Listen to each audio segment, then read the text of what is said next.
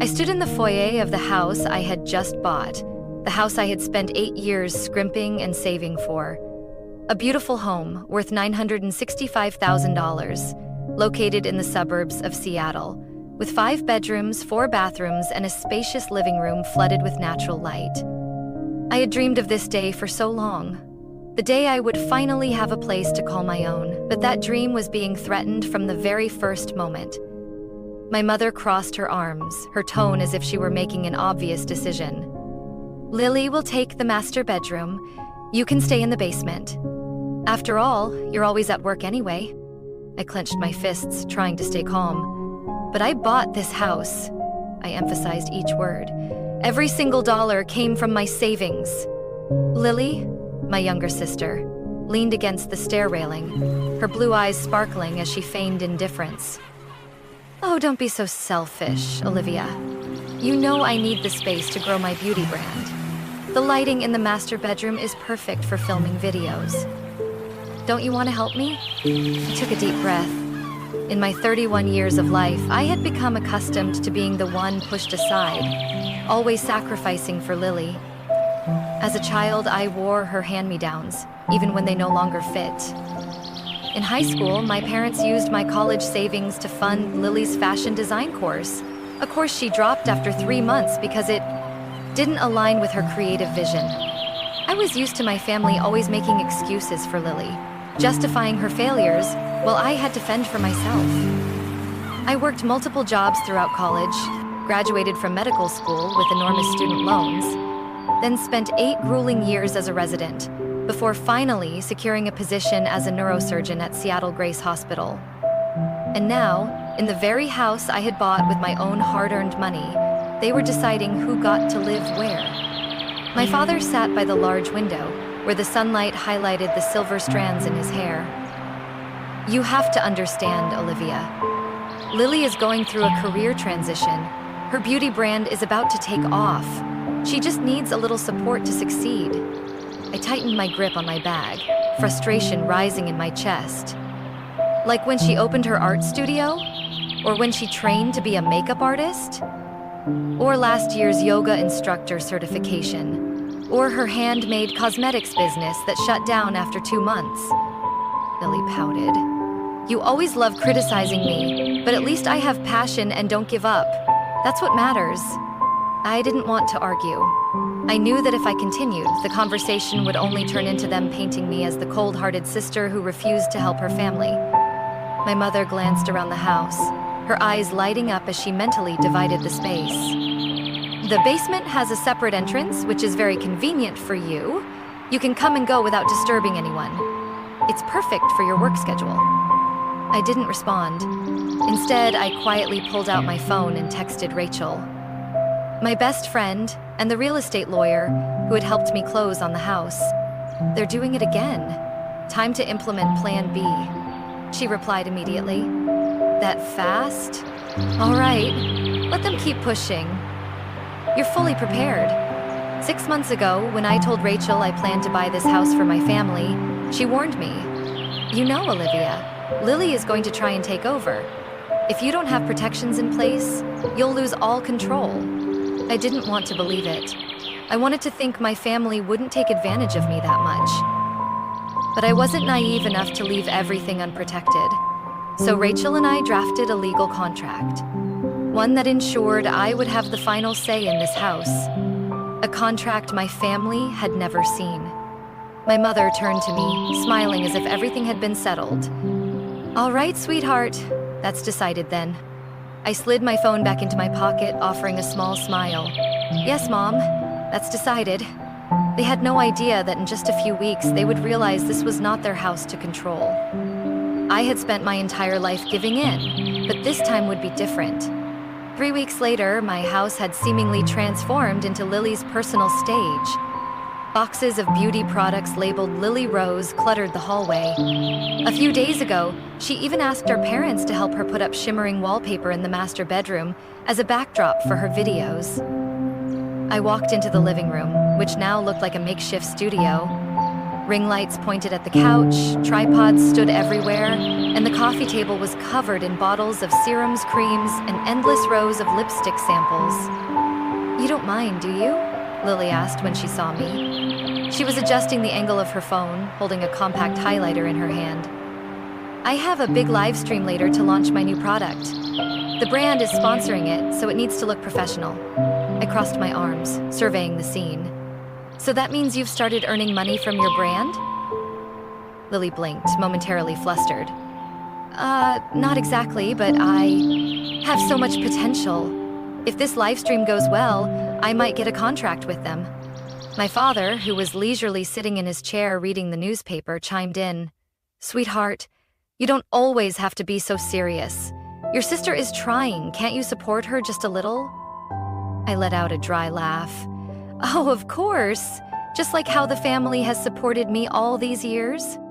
My father pretended not to hear me. Day by day, Lily expanded her occupation of the house. She turned the living room into her filming space, the master bedroom into a product storage room, and the dining area into a strategy meeting space for her social media content creator friends. They came to my house constantly, discussing new trends, live streaming for hours, and frequently leaving a mess behind. The breaking point was one weekend night when I came home after a long surgery and found over 20 strangers gathered in my living room. Lily, dressed in an elegant evening gown, stood in the center of the room with a wine glass in hand. "Oh, you're home?" She beamed. "I organized a small networking event for the content creator community. We have to expand the brand, right?" I scanned the room. Guests were laughing, taking selfies, and strolling around with their wine glasses. A group was lounging on my favorite white sofa, snacking while live streaming. On the dining table, there were countless bottles of expensive wine, the kind I had never purchased. "Lily," I said slowly, "this is my house. And did you ask me before organizing this event?" Lily let out a nervous chuckle. "Didn't you always say a home is meant to be enjoyed? I just wanted to create a more creative space." I didn't respond. Instead, I pulled out my phone, opened my banking app. A transaction of nearly $650 appeared, paid from my card to an event service company. I took a deep breath, forcing down my anger.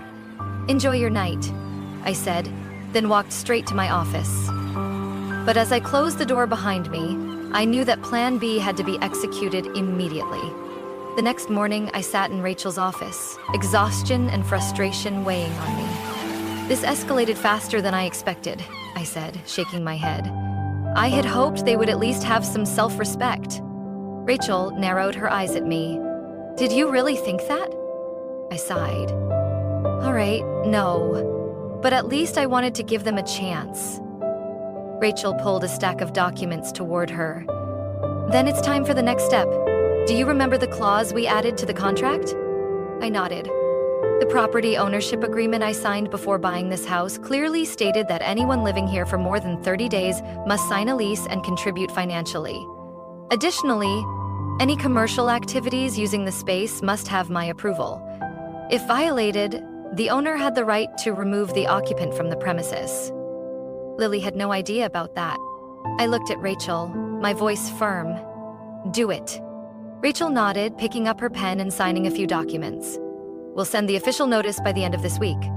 When I got home, Lily was filming a video in the living room. The camera was pointed directly at me as I walked in. "And this is my sister, Dr. Olivia Lawrence," Lily said enthusiastically. "She's my daily inspiration. Do you want to say hi to my audience, sis?" I gave a small smile. "Of course." I looked straight into the camera. "I just want to say that some people are about to learn a very important lesson about homeownership." Lily laughed loudly, oblivious to the meaning behind my words. But in just a few days, she would understand. I sat down on the sofa in the living room, placing a stack of documents on the glass table in front of me. Across from me, my parents and Lily sat in the armchairs, their expressions puzzled. They still hadn't realized that tonight's family meeting was not a casual conversation. Rachel entered, closing the door behind her. She adjusted her gray blazer, placed her briefcase on the table, and took a seat. "Good evening, everyone," Rachel began, her tone calm yet firm. I'm Rachel Carter, a real estate attorney. Olivia has asked me to be here to clarify some matters regarding the ownership and management of this property. My father frowned. Why do we need a lawyer for this? This is Olivia's house, but it's a family home. We're not strangers. Rachel gave a polite but pointed smile. Legally speaking, this is not a family home. This property is under the sole ownership of Olivia Lawrence, and today we will be discussing the residency terms for this house. I opened the stack of documents and flipped to the first page. As you all know, I said, keeping my voice calm, I bought this house entirely with my own money. And before purchasing it, Rachel and I drafted a contract that clearly outlines who can live here and under what conditions. Lily crossed her arms and leaned back in her chair, her tone dripping with sarcasm. You're acting like we're just tenants. Rachel didn't give her a chance to argue further. She slid a contract toward them. According to the stated terms, any adult residing here for more than 30 days must sign a lease agreement. The rent is calculated based on the room's size and amenities used. I looked at Lily, then at my parents. That means if you want to continue living here, you have to pay rent and contribute to household expenses like electricity, water, and internet. Silence filled the room. My father was the first to break it. You're joking, right? No, Dad, I replied. I'm very serious. My mother shook her head, disbelief in her voice. Olivia, you're a neurosurgeon. You have more than enough money to support your family. Do you really want to nickel and dime your own parents? I took a deep breath, keeping my composure. I'm not nickel and diming anyone. I just want everyone to take responsibility. I can't keep covering everything while I'm the only one with a stable income in this house. Lily shot up from her chair. This is ridiculous. I'm a content creator. I'm building my brand. You can't expect me to pay rent like some office worker. Rachel leaned back, tapping her pen against the stack of documents. By law, if you don't have a legal source of income or a verified financial account, you cannot sign a lease agreement. If you don't sign, you have 30 days to vacate. Lily's mouth fell open, unable to believe what she was hearing. You're kicking me out of the house? I looked her straight in the eye. If you don't pay rent, then yes. The argument lasted over an hour. My parents took turns blaming, pleading, and eventually guilt-tripping. Lily cried, trying every possible way to make me feel bad, but this time, I did not give in. When they realized I wasn't changing my mind, my mother switched to bargaining. We can compromise, Olivia. Maybe Lily doesn't have to pay rent right now, but she can help around the house to make up for it. I shook my head. Lily has turned this house into her personal space, thrown parties, and used my credit card without permission. And now you think she can make up for it by doing chores? Lily clenched her fists. You're going to regret this. I simply stood up, picking up the documents from the table. You all have 30 days. If not, I will proceed with legal action. My father slammed his fist on the table. We're family, Olivia. You can't do this to your own family. I looked him straight in the eye. Family is not an excuse to take advantage of someone. 30 days later, my house was finally mine again. Lily and my parents had packed their bags. After weeks of trying to hold on, they realized I wasn't bluffing. They moved into a smaller apartment in the city. Not too far, but far enough for me to have the distance I needed. Without a luxury backdrop for her videos, Lily had no choice but to get a real job. I heard she was now working as a receptionist at a gym. The first job in her life that she had kept for more than a month. My parents no longer sent me guilt-tripping messages. They didn't acknowledge their mistakes, but at least they had stopped trying to manipulate me. That first night in my quiet home, I sat with a cup of hot tea. No more fake laughter from strangers, no more endless live streams in the middle of the night. Just me, and the peace I had fought to reclaim. 6 months later, I received a letter from Lily. Olivia, I've tried to write this letter so many times, but only now do I truly know what I need to say. I always thought you were heartless, but now I realize you were the only one who set the boundaries I needed. You helped me by refusing to help me unconditionally. I had to learn how to live without a safety net. And while it was harder than I ever imagined, I now understand it was necessary. Thank you for being stronger than me. Thank you for not giving in. I hope one day you can forgive me. Lily. I read the letter over and over, feeling a sense of relief for the first time. The next day, I sent a simple text. Let's grab coffee. We have a lot to talk about. I didn't know if my relationship with Lily could ever go back to what it was. But at least we had a fresh start, not from my unconditional sacrifice, but from her genuine growth. And to me, that was a worthwhile change. The Seattle sky was gray as I sat by the window, holding a warm cup of coffee. The house was quieter than ever. No more rowdy guests, no more late-night live streams, no more absurd charges on my credit card. The past 6 months had been the first time in my life I truly lived for myself. I walked around the house, feeling the clear transformation in every space. The living room was no longer overrun with tripods and fake backdrops. Instead, it held a cozy sofa and a bookshelf filled with my favorite novels. The kitchen was spotless, no longer bearing the aftermath of extravagant parties. The master bedroom was finally mine, just as it should have been from the start, and I felt no regret. Letting Lily and my parents leave wasn't just about reclaiming my space. It was a crucial lesson for all of us. I was no longer my family's personal ATM. I was no longer sacrificing my peace for relationships built on dependency and entitlement. I drove to the cafe where I had arranged to meet Lily. She had arrived early, sitting in a corner. There was no phone propped up for live streaming this time. The expensive silk dress was gone, replaced by a simple blouse. Her perfectly curled hair was now neatly tied back. When I sat down, she looked up and smiled. Not the performance smile for the camera, but a genuine one. You still drink unsweetened lattes, right? She pushed a cup toward me. I raised an eyebrow. You remember? I remember a lot of things, Lily sighed. I remember how much you tried to help me. I just never acknowledged it. I stayed silent, letting her continue. You were right, she murmured, staring into her coffee. I spent my whole life thinking someone would always be there to support me. When you weren't, I had to find my own way. And honestly, it wasn't easy at all.